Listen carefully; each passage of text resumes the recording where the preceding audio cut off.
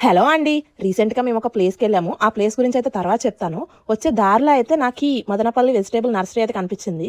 ఇక్కడ అన్నీ ఏంటంటే ఇప్పుడు వెజిటబుల్స్ యొక్క విత్తనాలు వేసి నారులనైతే తయారు చేస్తారు. అంటే చిన్న చిన్న మొక్కల కింద తయారు చేసి అమ్ముతారనమాట.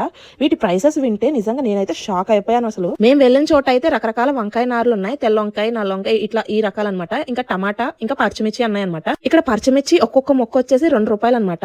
అండ్ టమాటా ఒక్కొక్క మొక్క వచ్చేసి రూపాయి అనమాట. అండ్ వంకాయ వచ్చేసి ₹1/2కే ఇచ్చేసారు. ఇవన్నీ చాలా బల్క్స్ లో అయితే తీసుకుంటారనమాట పంటలు పండించే వాళ్ళు. మేమైతే జస్ట్ 10 తీసుకున్నాం 3 రకాలని. అసలు ఈ మొక్కలు ఆ షీట్ లో ఎలా వస్తాయని చెప్పి నేనైతే వేరే వీడియో అయితే చేస్తాను. అతను నాకు చెప్పాడనమాట ఎలా చేస్తే వస్తాయని చెప్పి. నర్సరీలో కాబట్టి రూపాయి, ₹2, ₹1/2 ఇలా ఉన్నాయి. కానీ బయట అయితే నర్సరీలో కన్నా ఒక ₹1/2 అన్నా ఎక్కువ ఉంటాయి. వీటికైతే ఎక్కువ ఎండ తగలకూడదని చెప్పి పైన అయితే ఇలాంటి నెట్ అయితే వేసేసారు. ఎందుకంటే ఎక్కువ ఎండ తగిలినా ఈ నార్లు అయితే చచ్చిపోతాయి అనమాట. ఇవి ఓన్లీ వెజిటేబుల్స్ సంబంధించినవి అనమాట. మరిన్ని అప్డేట్స్ కోసం కొంచెం సబ్స్క్రైబ్ చేసుకోండి.